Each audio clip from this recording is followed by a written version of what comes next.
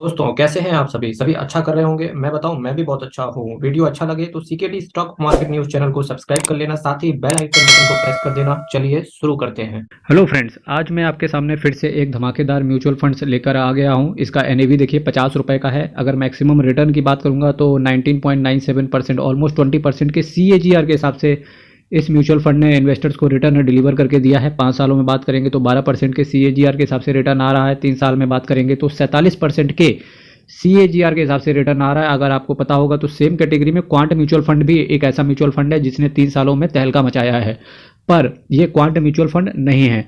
1 साल में बात करेंगे तो 5% के हिसाब से रिटर्न इस म्यूचुअल फंड ने दिया। जब मैं इस म्यूचुअल फंड के मैक्सिमम 19.97% के CAGR के हिसाब से रिटर्न की बात कर रहा हूं, तो इस म्यूचुअल फंड को ऑलमोस्ट म्यूचुअल फंड इंडस्ट्री में ऑलमोस्ट 8 साल ये म्यूचुअल फंड इन्वेस्टर्स को दे चुका है। जब मैं वैल्यू रिसर्च की बात कर रहा हूं तो आउट ऑफ 5 इस म्यूचुअल फंड को 3 स्टार रेटिंग मिली है।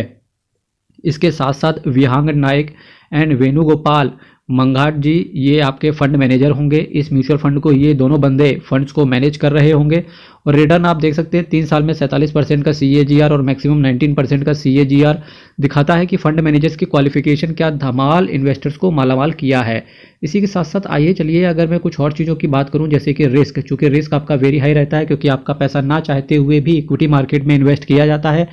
तभी इक्विटी मार्केट में इन्वेस्ट करके ही इतना अच्छा रिटर्न अचीव किया जा सकता है। इस वजह से आपका रिस्क वेरी हाई रहता है। एंड आपको पता होना चाहिए कि mutual fund is subject to market risk and read all schemes related documents very carefully. आज मैं जिस म्यूचुअल फंड की बात कर रहा था, तो जी हाँ, शायद ही आपने किसी भी अदर यूट्यूब चैनल पर आपने सुना होगा इस म्यूचुअल फंड के बारे में, पर CKD stock market news channel पर आपको in depth analysis her mutual fund का करवा दिया जाएगा, जो भी स्टॉक मार्केट के अंदर म्यूचुअल फंड चल रहा होगा। आज मैं जिस म्यूचुअल फंड की बात कर रहा हूँ इसका नाम है HSBC small fund direct plan growth. जी हाँ, ये भी म्यूचुअल फंड इंडस्ट्री में एक अच्छा फंड हाउस है और एक अच्छा नाम रखता है। 8,625 करोड़ का असेट साइज है इसका। दैट मीन्स कि इन्वेस्टर्स, काफ़ी सारे इन्वेस्टर्स के पास ये फंड होगा। एक्सपेंस रेशियो की बात करेंगे 0.77% का एक्सपेंस रेशियो है, जो कि ठीक है। कैश होल्ड की बात करेंगे 2.05% का कैश होल्ड करके चलते हैं। Nifty small cap 250 total return index को इन्होंने लिया है। अगर मैं मोटा मोटा बताऊं तो 1 साल के अंदर अगर आप इस म्यूचुअल फंड से निकलने की कोशिश करेंगे तो आपसे 1% का एग्जिट लोड ले लिया जाएगा। बस इस हाँ, कहते हैं कि हर म्यूचुअल फंड की स्ट्रेटजी अलग होती है, हर फंड मैनेजर के सोचने का तरीका अलग होता है। यही रीज़न है कि काफ़ी सारे म्यूचुअल फंड्स का डिफरेंट अप्रोच होने की वजह से डिफरेंट रिटर्न वो प्रोवाइड करते हैं। अब आपको ये देखना रहेगा कि आपको किस फंड मैनेजर की स्ट्रेटजी पसंद आती है, ताकि आप उस म्यूचुअल फंड में इन्वेस्ट कर सको। मेटल्स एंड माइनिंग की बात करेंगे, इन्होंने सबसे ज़्यादा, ये मैं पहला ऐसा म्यूचुअल फंड दिख रहा हूँ जिसने सबसे ज़्यादा मेटल्स एंड माइनिंग पे स्टेक ले रखा है।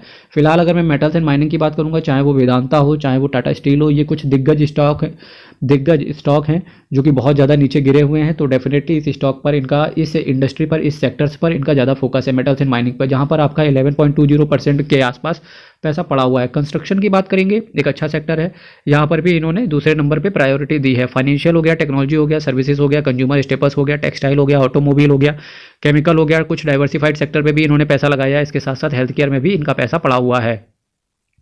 अब चलिए कुछ और चीज़ों की बात करूं कि इसके साथ साथ कौन से शेयर्स हैं जिनमें इनका पैसा पड़ा हुआ है। अगर मैं शेयर्स की बात कर रहा हूं तो देखिए सबसे ज़्यादा इनका जो पैसा पड़ा हुआ है वो KPR मिल्स लिमिटेड के पास पड़ा हुआ है। तो होप्स हो कि KPR अच्छा रिटर्न दे, हालांकि फंडामेंटली तो बहुत ज़्यादा स्ट्रॉन्ग है KPR मिल।